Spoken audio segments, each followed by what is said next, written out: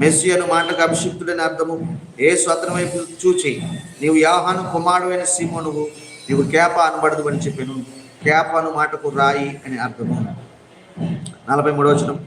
మరునాడు ఆయన గలిలయకు వెళ్ళగోరి ఫిలిప్పును కనుగొని నన్ను వెంబడించమని అతనితో చెప్పాను.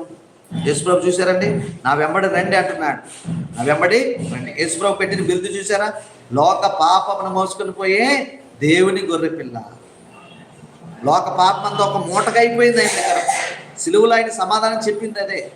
సిలువలో ఆయన మరణించింది లోక పాపము కొరకు.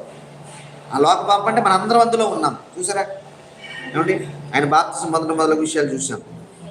మరునాడు 43వ వచనం. మరునాడు ఆయన గలిలయకు వెళ్ళగోరి ఫిలిప్పును కనుగొని నన్ను వెంబడించుమని అతనితో చెప్పాను. ఫిలిప్పు బేత్సయిదా వాడు, అనగా ఆంద్రయ, పేతురు అని వారికి పట్టణము కాపురస్తుడు. ఫిలిప్పు నతనయేలును కనుగొని ధర్మశాస్త్రంలో మోషేయు ప్రవక్తలను ఎవరిని గురించి రాసిరో ఆయనను కనుగొంటిమి.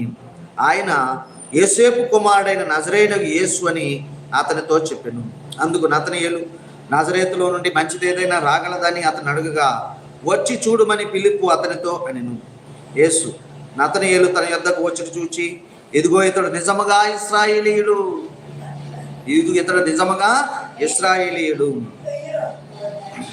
ఇతనేందు ఏ కపటమును లేదని అతని గురించి చెప్పాను.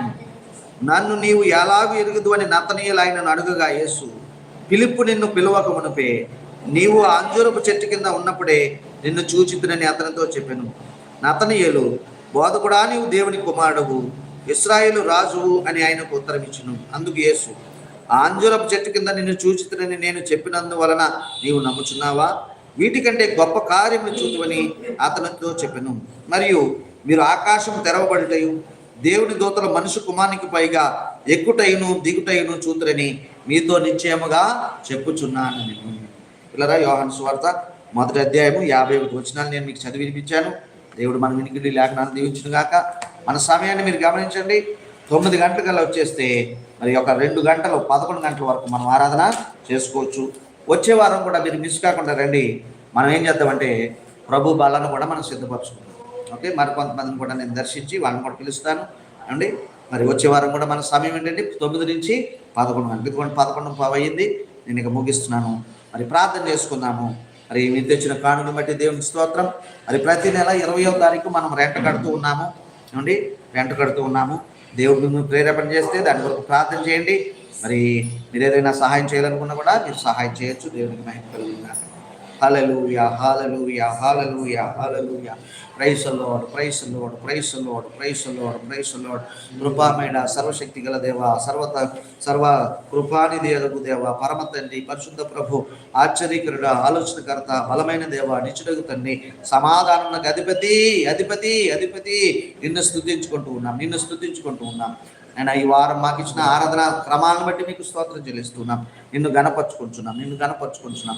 మా యొక్క వినికిడిలో ప్రభా మీరు నాయన యోహాను సువార్త 1వ అధ్యాయం చదువుకోవడానికి సహాయం చేశారు తండ్రి.